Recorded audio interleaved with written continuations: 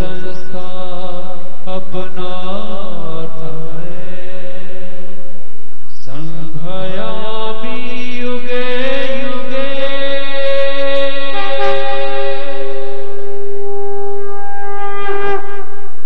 जय श्री कृष्ण। यज्ञ आरंभ करने से पहले प्रार्थना करेंगे। जो कामना, जो मनोरथ, जो इच्छा लेकर के आए हैं, माला के चरणों का ध्यान करते हुए सुखी, सम्मानित और स्वस्थ जीवन मिले और पूज्य पिताजी महाराज का अच्छा स्वास्थ्य दीर्घायु हो, ये कामना प्रार्थना है।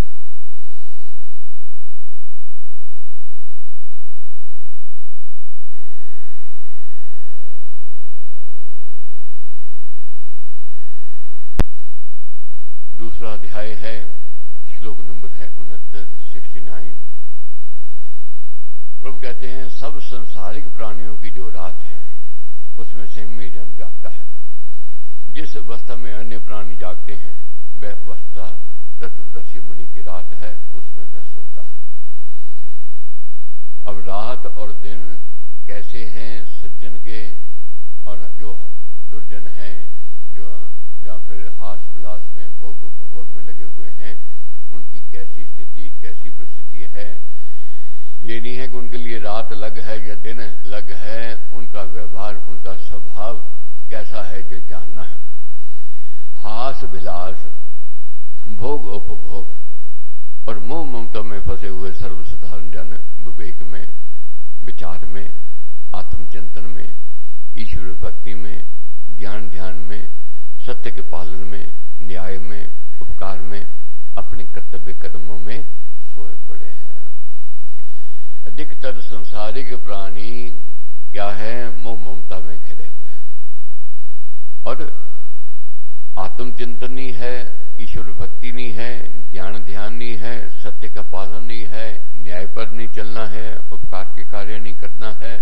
ऐसी स्थिति में वह अपने कर्तव्य में विमुख है, सोए पड़े हैं। मगर धर्म कर्म वाला जो है वह न्याय करेगा, परित प्रकार का कार्य करेगा, स्वाध्याय करेगा, आत्मचिंतन करेगा, वह जागता है, सजग रहता है। मगर जो भोग उपभोग में है, जो हास विलास में है, ऐसी स्थिति में वह सो जाते हैं। इसमें सेमी जागता है। जैसे प्रातः काल का समय है, कितने लोग हैं उठने वाले? चंद बिरले हैं जो प्रातः काल उठते हैं, स्नान करते हैं, आत्मचिंतन करते हैं, प्रभु का ध्यान करते हैं। मगर अधिकतर लोग क्या है, खराटे ले रहे हैं, सो रहे हैं। वे कहां जागेंगे? मौज मस्ती में जागेंगे। रात रात पर मौज मस्ती चल रही है, कोई नींद नहीं उनको। 3-3 बजे तक पार्टियां चल रही हैं, कोई नींद नहीं है उनको। खेल तमाशा देख रहे हैं, कोई नींद नहीं, कोई आलस नहीं है, कोई प्रमाद नहीं है। मगर जब प्रभु भक्ति का समय आता है, आत्मचिंतन का समय आता है, वह सोए हुए हैं, खराटे ले रहे हैं। क्या है? कहते हैं हमारा ये विषय नहीं है। ऐसे व्यक्ति अधोगति की ओर जाते हैं, गिरावट की ओर जाते हैं। तो प्रभु क्या कहते हैं? ऊपर कहे कर्मों में तत्पर रहता है कौन? संयमी। वह मोह ममता से दूर रहता है, विचार में, चिंतन में, आत्मचिंतन में अपना समय लगाता है और भक्ति में समय लगाता है, ज्ञान ध्यान में समय लगाता है। सत्कर्मों के करने में और आत्मा परमात्मा के विश्वास में उसकी आंखें कभी भी बंद नहीं होती है। वह सदा सजग बना रहता है। कहीं भी यज्ञ हो रहा हो, कहीं धर्म कर्म की बात हो रही हो, बहुत शीघ्रता से जाएगा, सजगता से, आलस्य नहीं करेगा, प्रमाद नहीं करेगा। ऐसी व्यवस्था में वह धर्म कर्म में जागता है। मगर जहां भोग उपभोग है, जहां मौज मस्ती है, वहां सोया हुआ है। क्या कहेगा? मेरा विषय नहीं है। कौन रात रात भर जागे? अब देखोगे जैसे जैसे सात्विक वृत्ति बढ़ेगी, रात्रि को कोई बुलावे आपको, आप क्या कहोगे?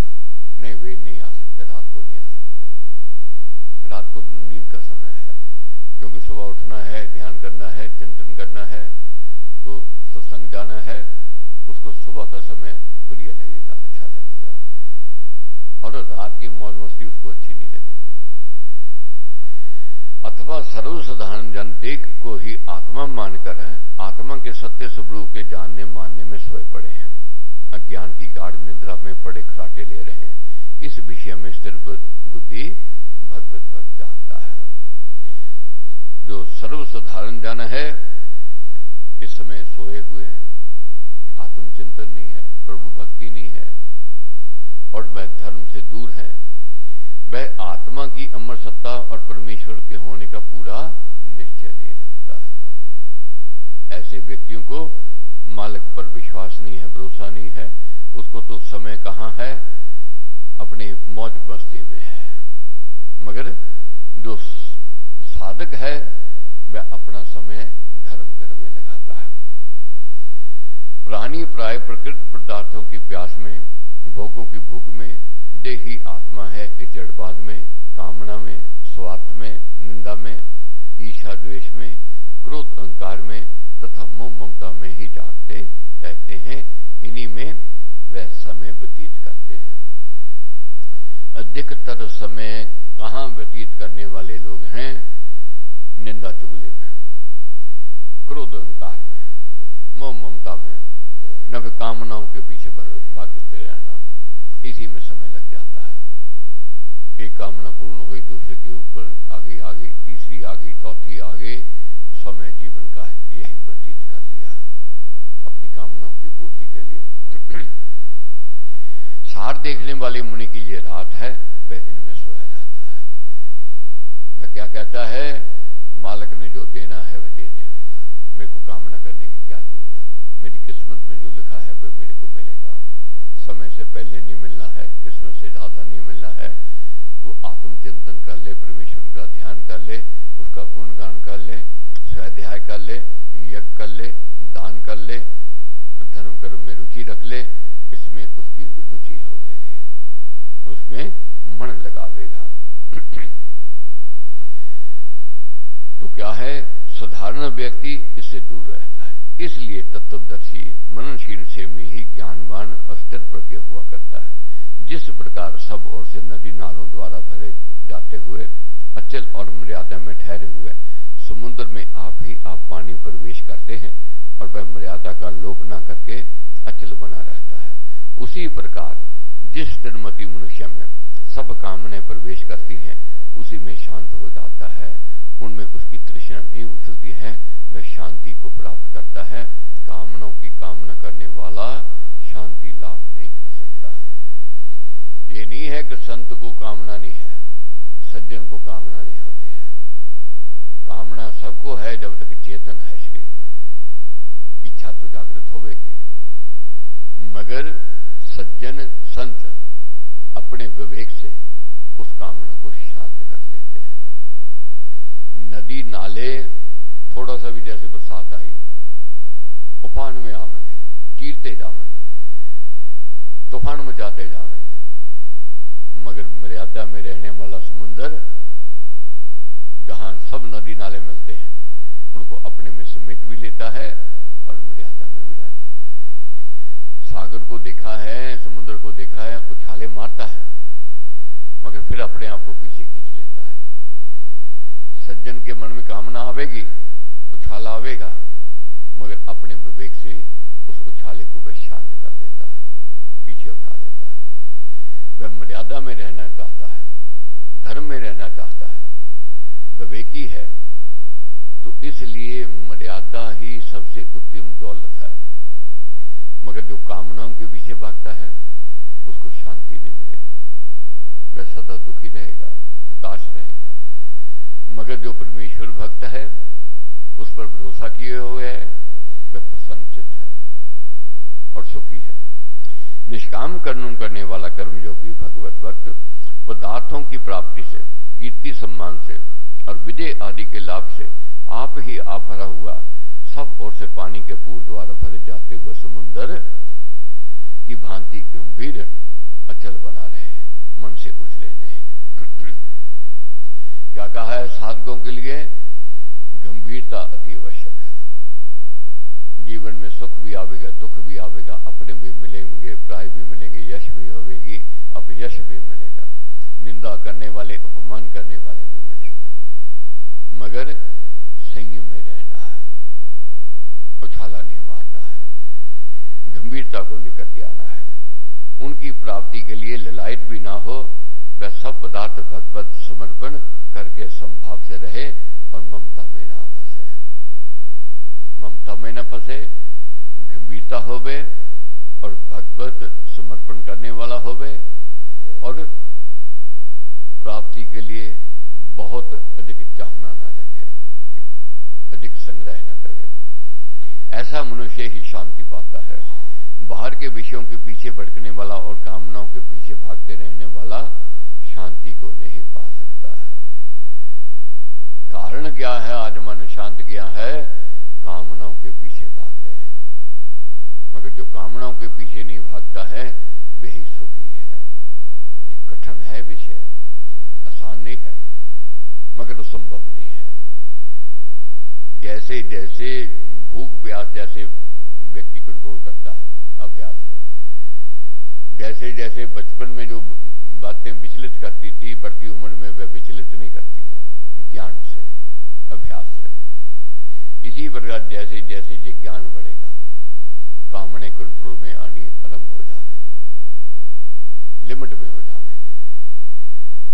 जैसे गाड़ी चलाने वाला जो चालक है पहले क्या सोचता है कैसे चलाऊंगा, क्लच की ओर देखूं, ब्रेक की ओर देखूं।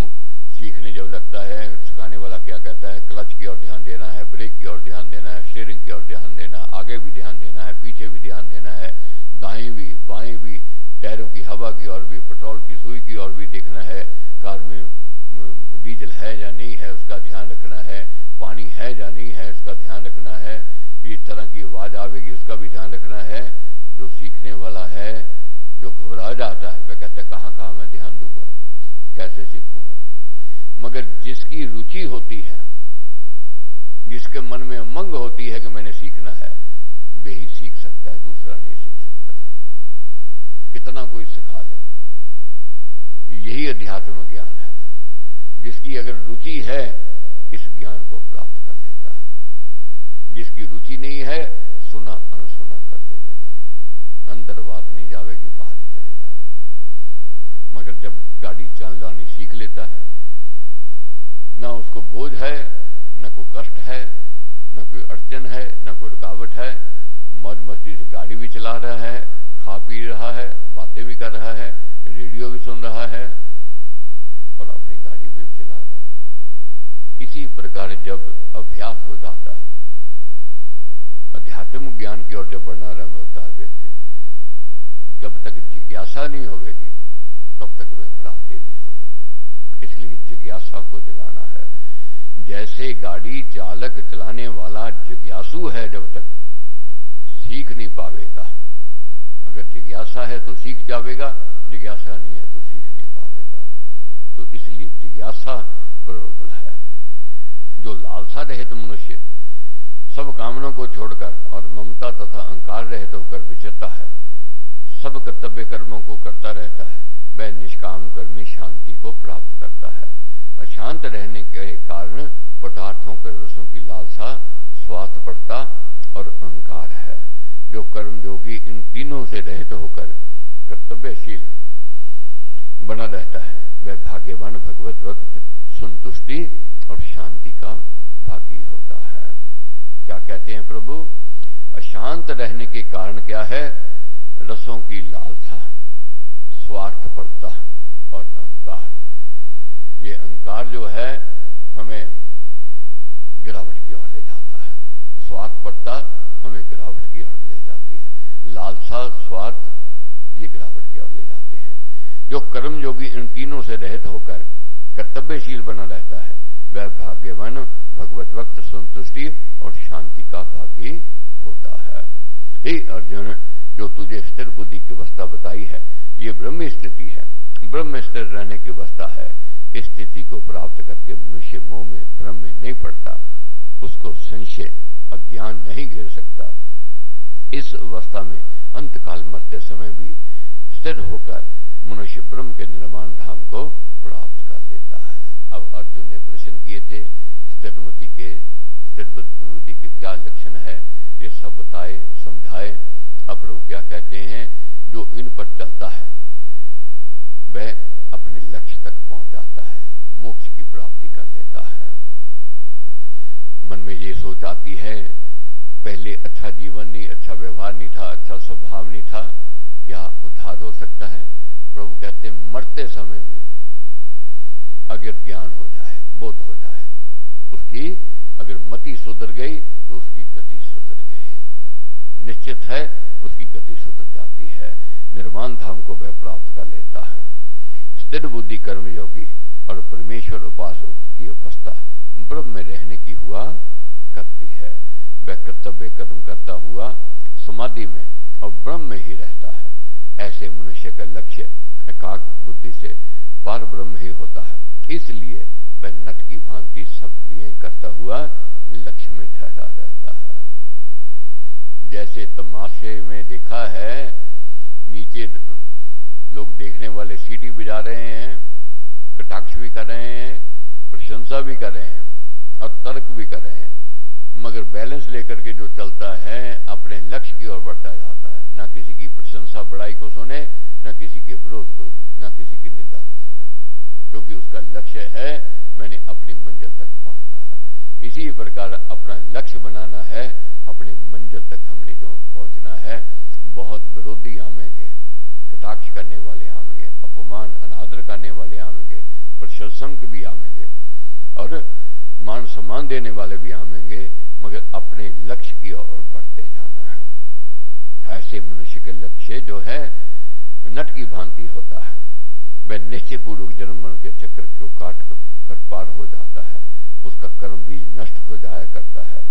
ये नारायणी अवस्था यदि किसी को युवा अवस्था में, मध्य आयु में मिल जाए तो उसके अहोभाग्य है।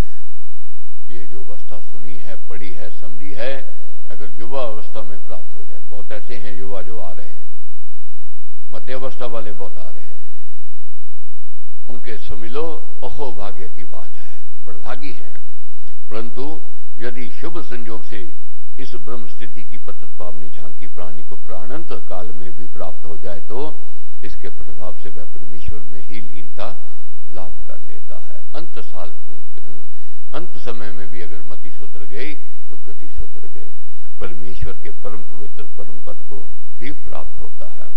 ओम तत्सत। इस प्रकार श्रीमद् भगवत गीता रूप उपनिषद ब्रह्म वेदांतर्गत योग शास्त्र में श्री कृष्ण अर्जुन संवाद का सांख्य योग नामक दूसरा अध्याय समाप्त हुआ।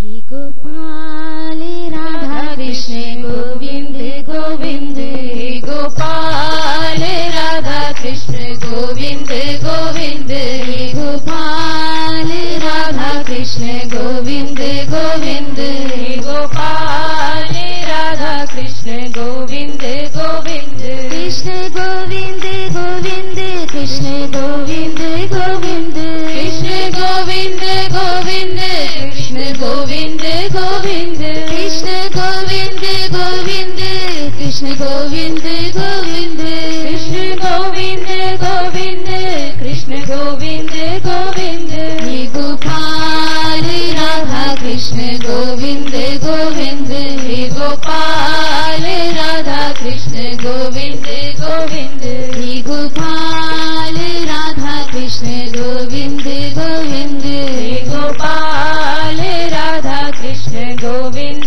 गोविंद, कृष्ण गोविंद गोविंद, कृष्ण गोविंद गोविंद, कृष्ण गोविंद गोविंद, कृष्ण गोविंद गोविंद, कृष्ण गोविंद गोविंद, कृष्ण गोविंद गोविंद, कृष्ण गोविंद गोविंद, कृष्ण गोविंद गोविंद, हे गोपाल राधा कृष्ण गोविंद गोविंद, हे गोपाल राधा कृष्ण गोविंद गोविंद, नंदलाल राधा कृष्ण गोविंद गोविंद, नंदलाल राधा कृष्ण गोविंद गोविंद, हे गोपाल राधा कृष्ण गोविंद गोविंद, हे गोपाल राधा कृष्ण गोविंद गोविंद, नंदलाल राधा कृष्ण गोविंद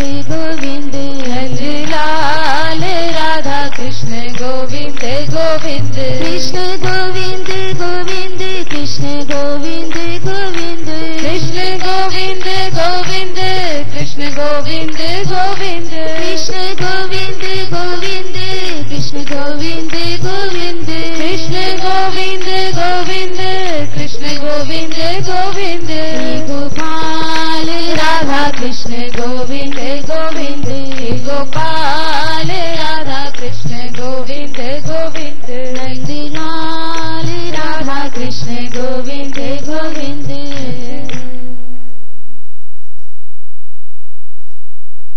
तीसरा अध्याय है प्रशंसा सुनी कर्म की और ज्ञान की।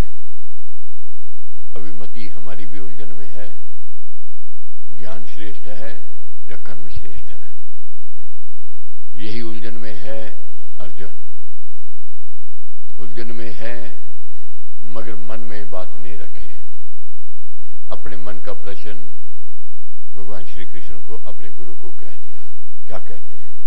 अर्जुन ने कहा, हे दुष्टजनों को दमन करने वाले श्री कृष्ण, यदि तू कर्म से ज्ञान को श्रेष्ठ मानता है तो हे केशव, तू मुझको घोर कर्म में, उग्र क्षात्र कर्म करने में क्यों लगा रहा है?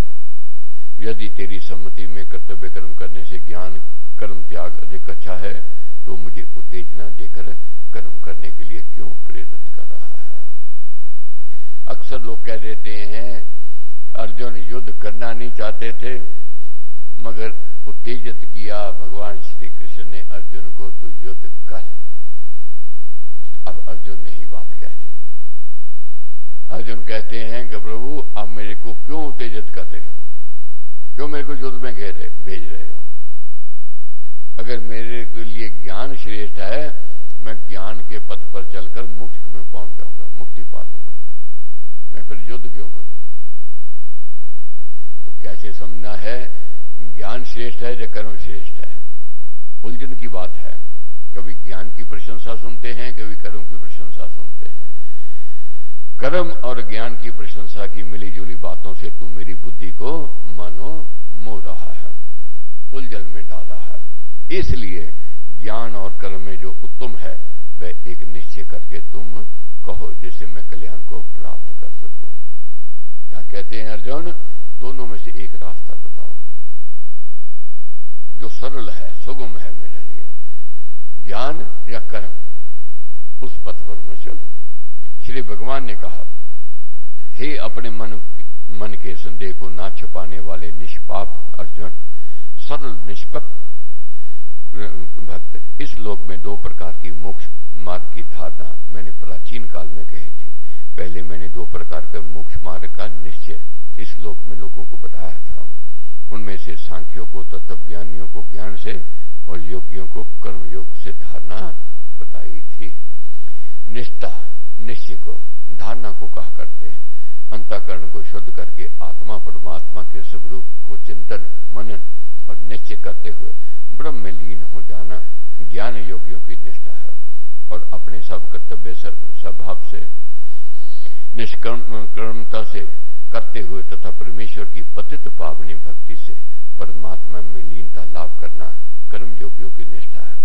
पहले तो एक ही उद्देश्य को पहुंचने के ये दो मार्ग थे जो अधिकारी देखकर बताए जाते थे, परंतु काल के फेर से पीछे ये दोनों मत माने जाने लगे, जिससे अनेक विद्वान ज्ञानवाद में उलझकर कर्म योग की निंदा करने लग गए थे। वे स्वाभाविक और नियत कर्मों के करने में पाप बंध और व्यर्थ कल्पना किया करते थे और कर्तव्य कर्म को त्याग देने का उद्देश्य देने लग जाते थे। ऐसे कोरे ज्ञानवाद की असारता को श्री महाराज ने अगले श्लोक में स्पष्ट शब्दों में दर्शाया है। कर्मों को करना आरंभ न करने से कर्म किए बिना ही मनुष्य निष्कर्मता को, ज्ञान को नहीं अनुभव करता। कर्म न करने से ज्ञान प्राप्त नहीं होता और न केवल त्याग करने से ही मनुष्य सिद्धि को प्राप्त करता है। कर्तव्य कर्मों को न करने से मनुष्य को ज्ञान प्राप्त नहीं हो सकता है। नियत कर्तव्यों के पालन करने के पश्चात ही मनुष्य के अनुभव तथा ज्ञान की वृद्धि होती है। चिंतन और मनन आदि भी मानस कर्म है। मानसिक और शरीर क्रिया किए बिना ज्ञान का होना असंभव है। कर्महीन जन सन्यासी भी नहीं हो सकता है। सर्वोत्तम संन्यास तो निष्काम कर्म है, कर्म योग है और अपने आप तक को श्री भगवान की शरण में समर्पण करना है। कर्मों का करना, क्रिया की प्रवृत्ति मनुष्य में स्वभाव से है। क्रिया का होते रहना सृष्टि का स्वभाव से नियम है। इसलिए निश्चय से कोई मनुष्य एक क्षण भर भी कर्म किए बिना कभी नहीं रह सकता है, क्योंकि प्रकृति से उत्पन्न हुए सत्व रज तम गुणों से विविधता पूर्वक सबसे कर्म कराए जाते हैं। प्रकृति के तीनों गुणों की विषमता से सृष्टि चल रही है। सूर्य से लेकर एक परमाणु तक में कंप तथा क्रिया हो रही है। संसार में कोई भी प्रकृति पदार्थ ऐसा नहीं है जो क्रिया शून्य कहा जा सके। सब वस्तुओं के सब परमाणु बड़ी तीव्र वेग से निरंतर दौड़ते रहते हैं। परमाणु के अपने स्वरूप में भी दो भाग हैं, एक तमोगुण और दूसरा रजोगुण। उसके तमोगुण रूपी भाग के चौहु और उसके रजोगुण के कण अत्यंत तीव्र गति से निरंतर चक्कर लगाते रहते हैं। ऐसे ही कल्पनातीत क्रिया युक्त परमाणु पुंजों के संयोग और विकास का परिणाम पंच महाभूत है। उन्हीं पंच महातत्वों से जैसे सृष्टि के अन्य अनेक पदार्थ बने हुए हैं, ऐसे ही मनुष्य का शरीर भी बना हुआ है। मनुष्य के शरीर का भी प्रत्येक परमाणु एक ही रस निरंतर क्रियाशील है। इस प्रकार जब सृष्टि की सारी रचना में स्वभाव से क्रिया पाई जाती है, तो मनुष्य में भी क्रिया का होना अवश्यंभावी है। क्रिया का दूसरा नाम कर्म है। ऐसे नैसर्गिक कर्म के नियम को कोई मनुष्य पल भर के लिए भी कभी बंद नहीं कर सकता। ये कर्म सबसे अनवरत रूप से सदा होता ही रहता है। इस कारण कर्तव्य कर्मों के त्याग का सिद्धांत केवल कोरी कल्पना मात्र है। मनुष्य की देह में अन्य भी अनेक छोटे मोटे कर्म रात दिन आप ही आप अनवंचित रूप से होते रहते हैं। हृदय का स्वेदन, फेफड़ों की क्रिया, आंतड़ियों का व्यापार, रक्त का बहते रहना और छोटे छोटे केंद्रों का उत्पन्न होना तथा लय होते रह जाना आदि सब कर्म मनुष्य की स्वाभाविक चेतना से होते रहा करते हैं। इनका निरोध भला कोई क्या करेगा। ऐसे असंख्य कर्मों का क्रमशः होते रहना ही मनुष्य का जीवन है। तब ऐसी अवस्था होते हुए अकर्मवाद का मत अस्वाभाविक ही सिद्ध होता है। अकर्मवाद को सृष्टि नियम के विरुद्ध बताकर महाराज ने कहा, जो जन हाथ पांव आदि कर्म इंद्रियों को कर्म करने से रोककर इंद्रियों के विषयों को मन से चिंतन करता रहता है, वह मूढ़ आत्मा मनुष्य मिथ्याचारी कहा जाता है। जो मनुष्य वाणी से वचन तो नहीं बोलता, परंतु मन से दूसरे मनुष्यों का निश्चिंतन करता रहता है, वार्तालाप के लिए कामना करता रहता है, वह मिथ्याचारवान है।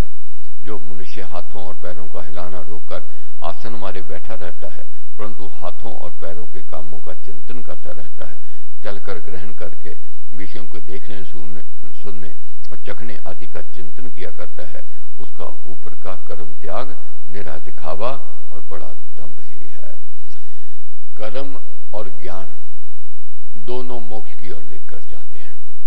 प्रभु कहते हैं, मैंने आदिकाल में पात्र देख करके समझाया, जो ज्ञान की ओर जाना चाहते थे ज्ञान के पथ पर, जो कर्म योग से जाना चाहते थे कर्म योग के पथ पर चलकर अपने लक्ष्य तक पहुंचे थे। जब समय का फेर आया, लोगों ने कर्मों का त्याग करना आरंभ कर दिया, क्योंकि बहुत विद्वानों ने कर्म की निंदा करनी आरंभ कर दी।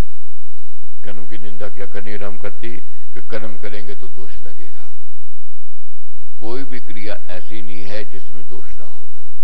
कोई भी क्रिया, चलेंगे, कर्म करेंगे, हल चलावेंगे, गाड़ी चलावेंगे और कोई ना कोई जीव नीचे आवेगा।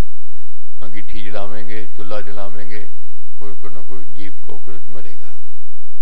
तो इसलिए कर्म छोड़ देना चाहिए। ऐसी बातें करनी लोगों ने आरंभ कर दी। बहुत ऐसी स्थिति आ गई, लोग कर्मों का त्याग करके घर भर छोड़ करके बैठ गए। तो प्रभु ने प्रेरणा दी, समझाया, कर्म श्रेष्ठ है, कर्म बिना कोई व्यक्ति रह नहीं सकता।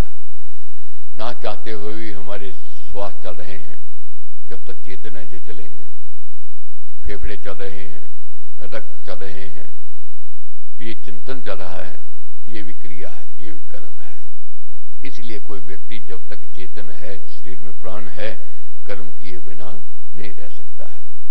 अब व्यक्ति कहे मैंने कर्म छोड़ दिया है, मगर चिंतन उसका चल रहा है, आसन लगाकर बैठा है मगर चिंतन उसका चला है, मैं उठ करके ये करूंगा, मैं देखूंगा, बोलूंगा, मिलूंगा। तो ऐसा व्यक्ति मिथ्या आचारवान कहा गया है कि मैंने कर्म का त्याग कर दिया है। कर्म का त्याग नहीं हो सकता है। कर्म इंद्रियों को रोककर मन का संयम न करना झूठा आचार है, परंतु जो विवेकी आंख आदि 5 ज्ञान इंद्रियों को मन से वश में करके असक्त होकर कर्म इंद्रियों से कर्म योग करता है वह बहुत ही अच्छा है। संसारिक पदार्थों के उपभोग में ही तन को मग्न रखना अशक्ति है, ऐसी अशक्ति का ना होना ही अशक्तता है। हे अर्जुन, तू नियत स्वभावसित अवश्य कर्म कर, निश्चय से ना करने से कर्म करना बहुत उत्तम है। ना करने से कर्म करना उत्तम है, और कर्म ना करने से तेरे शरीर का व्यवहार भी नहीं चल सकता। जन्मते ही मनुष्य का जो संबंध माता पिता बंधुजन से तथा क्रमशः आयु की बढ़ती में पत्नी पुत्र पुत्रियां आदि तथा देश और समाज के साथ हो जाता है, वह नियत संबंध है। उनकी ओर से जो कर्तव्य होता है वह नियत कर्म है। ऐसे ही ज्ञान की वृद्धि करना और सेवा उपकार आदि करना भी ये नियत कर्म है। स्वाभाविक कर्म है ये हमारे, जैसे माता पिता का, बंधुजन का, और बढ़ती आयु में पत्नी पुत्र पुत्रियां, और फिर देश जाति समाज धर्म के प्रति जो ये हैं, ये नियत कर्म है।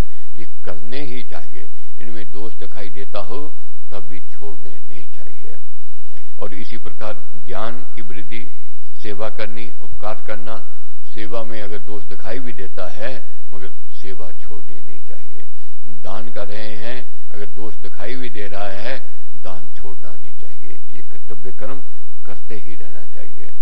अब कई बार सोच लेते हैं कि दान करेंगे, पैसा देवेंगे, दूसरा आलसी हो जाएगा, प्रमादी हो जाएगा, हमारे पैसे से शराब पी ले, जुआ खेल ले, हम तो दान नहीं करेंगे। नहीं, सोच समझ करके विवेक से दान करो। अगर फिर भी कोई गलत हो जाए उसका दोष नहीं लगता है।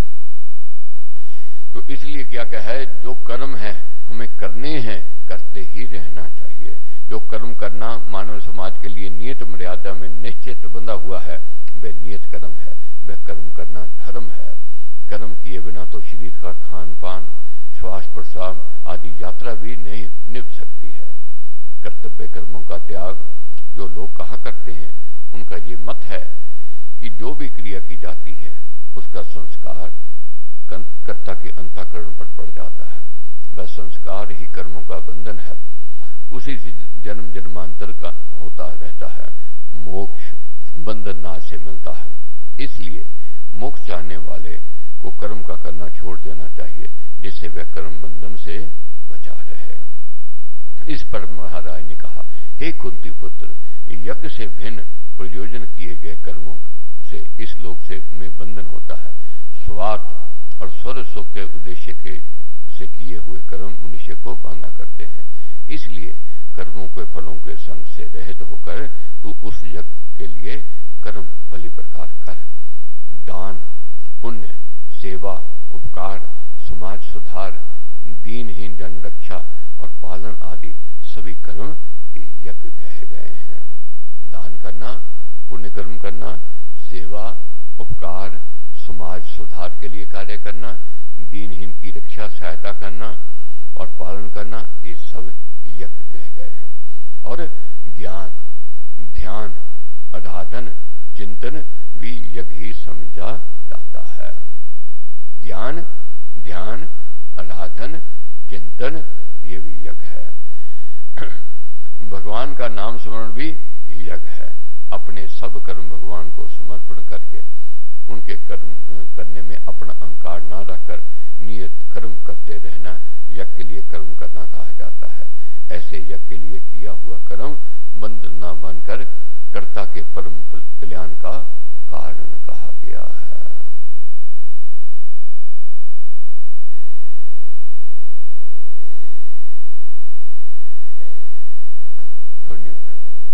सांवरिया मन भायो रे, सांवरिया मन भायो रे, सांवरिया मन भायो रे,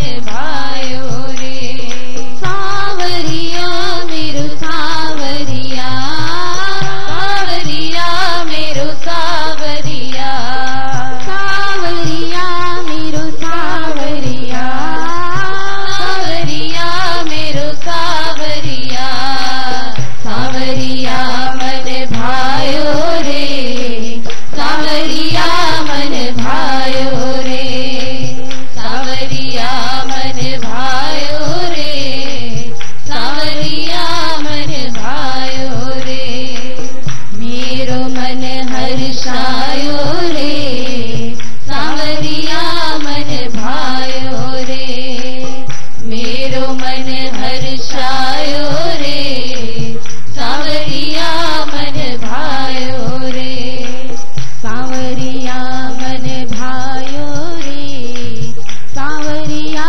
मन भायो रे सावरिया मन भायो रे सावरिया मन भायो रे सावरिया मेरो सावरिया सावरिया मेरो सावरिया सावरिया मेरो सावरिया सावरिया मेरो सावरिया सावरिया मन भायो रे सावरिया मन भायो रे सावरिया मन भायो रे सावरिया मन भायो रे मेरो मन हर्षायो रे सावरिया मन भायो रे वर्ग जो वर्शिप कर्मों द्वारा परमेश्वर का पूजन ये करना ही करना है। कर्म में दोष देख करके कर्म छोड़ देना ये बुद्धिमतानी है। कर्मों का करना ईश्वरीय नियम है। इस पर भगवान ने कहा, पहले काल में यज्ञ के सहित प्रजाओं को उत्पन्न करके प्रजापति ने सबके ईश्वर ने कहा, तुम इस यज्ञ से बढ़ो, ये तुमको मन चाहा फल देने वाला है। ये यज्ञ तुम्हारी मनोवांछित कामनाएं पूर्ण करे। ये यज्ञ है, कर्म यज्ञ है, और कर्म यज्ञ है। कर्म करके ही कामनाएं पूर्ण होती हैं। ये सारी सृष्टि अदान बलिदान के नियम के साथ रची गई है। प्राणी जगत के जीवन का परस्पर बड़ा भारी संबंध है। यदि विचार की दृष्टि से देखा जाए तो यही प्रतीत होता है कि ये जगत एक महान यज्ञ का स्थान है। इसमें एक वस्तु दूसरे के लिए बलिदान बन रही है। सूर्य अपनी किरणों से भूमि के कुंड में रात दिन अपने तेज की हबी डालता रहता है। आकाश आठों पहर तेज को लाकर पवन का विस्तार करके वर्षा की घृत धारा को खींचकर पृथ्वी सहित सब प्राणियों का उनकी पालना करता रहता है। भूमि वनस्पति वर्ग को अपनी देह दान कर पालती है। हर एक प्राणी कर्म करता है, करना ही चाहिए, बलिदान करना ही चाहिए। इसी प्रकार देव जो हमारे हैं, देवों का पूजन क्यों है? देव हमारे लिए कर्म कर रहे हैं। अगर देव हमारे लिए पूजन नहीं करे हों, वे देव ना कहलावे और उनका पूजन ना हो। धरती हमारे लिए सीना चीर करके हमें वनस्पति दे रही है। सूर्य तेज दे रहा है, प्रकाश दे रहा है। जल के बिना हम रह नहीं सकते, जल देव है।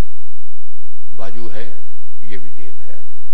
मगर वायु में भी दोष है, जल में भी दोष है, पृथ्वी में भी दोष है। किसमें दोष नहीं है? मगर फिर भी वे देव क्यों कहलाते हैं? वे पक्षपात नहीं कर रहे हैं। प्रलय आती है, तूफान आता है, बाढ़ें आती हैं और धरती बंजर भी होती है। धरती कहीं तो अनाज पैदा करती है, कहीं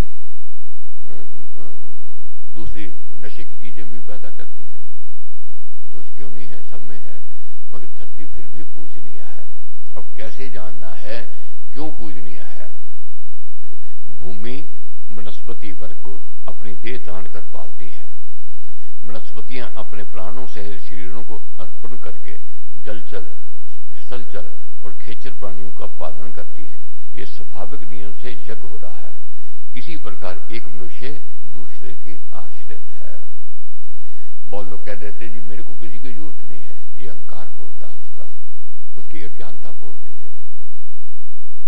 सबको जरूरत है एक दूसरे की। जल के बिना नहीं रह सकते, धरती के बिना नहीं सकते, बाजू के बिना नहीं हम रह सकते। क्यों नहीं? हमें जरूरत है, उनकी जरूरत है। इसी प्रकार परिवार है, इसके बिना नहीं रह सकते हैं, समाज के बिना नहीं रह सकते हैं, जाति के बिना नहीं रह सकते हैं, धर्म के बिना नहीं रह सकते हैं। क्या समझाया? परिवार, जन समाज, देश और जाति भी बलिदान के बल पर निर्भर होती है। परिवार में बलिदान है, त्याग है, तो उस मुखिया का मान है, सम्मान है। अगर परिवार का मुखिया अपने लिए जीता है, उसकी साख नहीं होगी, उसकी इज्जत नहीं होगी। बलिदान करता है वह पूजनीय है, आदरणीय है। इसी प्रकार जन समाज है। जन समाज में केवल अपने स्वार्थ के लिए कार्य कर रहा है, उसकी साख नहीं है, उसकी इज्जत नहीं है। जन सेवा में लगा हुआ है, परहित प्रकार में लगा हुआ है, उसकी साख है, उसका मान है, उसका सम्मान है। इसी प्रकार देश और जाति भी बलिदान पर निर्भर है। देश के लिए कितनी कुर्बानियां की, बलिदान दिए हमारे नेताओं ने, जाति के लिए, धर्म के लिए, ये बलिदान पर निर्भर है। स्वार्थ को त्याग कर परहित में तत्पर होना ये ईश्वरकृत नियम है। स्वार्थ को त्याग करके परहित में लगना है, ये ईश्वरकृत नियम है। ईश्वर का आशीर्वाद है कि हे मनुष्य, तुम यज्ञ से ही फलते फूलते रहो। प्रजापति ने कहा, इस यज्ञ से तुम देवों का पालन पोषण करो और देव भी तुम्हारा पालन करें। इस प्रकार एक दूसरे को पोषण करते हुए तुम परम कल्याण को पाओगे। पृथ्वी, पानी और पवन आदि देवों को स्वच्छ रखने से, वनस्पतियों और पुष्पों के पालन पोषण से उनके द्वारा मनुष्यों का अपना पोषण होता है। मनुष्य भी एक प्रकार के देव हैं। मानव समाज के पोषण से भी मनुष्यों का प्रसव पालन होता रहता है। मनुष्य को भी एक प्रकार का देव कहा है प्रभु ने। इसका चिंतन कल करेंगे, समझेंगे कैसे प्रभु ने समझाया है। ओम जय जगदीश हरे, स्वामी जय जगदीश हरे। भक्त जनों के संकट, दास जनों के अवगुण, क्षण में दूर करे। ओम जय जगदीश हरे।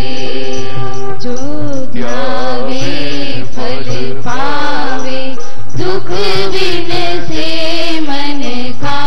स्वामी दुख बिन से मन का। सुख संपत्ति घर आवे, सुख संपत्ति घर आवे। कष्ट मिटे तन का। ओम जय जगदीश हरे। मात पिता तुम मेरे, शरण पढ़ूं मैं किसकी। स्वामी शरण पढ़ूं मैं किसकी। तुम बिन और ना दूजा, प्रभु बिन और ना दूजा। हाथ करूं मैं जिसकी। ओम जय जगदीश हरे। तुम पूर्ण परमात्मा, तुम अंतर्यामी। स्वामी तुम अंतर्यामी। पार ब्रह्म परमेश्वर, पार ब्रह्म परमेश्वर। तुम सबके स्वामी। ओम जय जगदीश हरे। तुम करुणा के सागर, तुम पालन करता। स्वामी तुम रक्षा करता। मैं मूर्ख खल कामी, मैं सेवक तुम स्वामी। कृपा करो भरता। ओम जय जगदीश हरे। तुम हो एक अगोचर, सबके प्राणपति। स्वामी सबके प्राण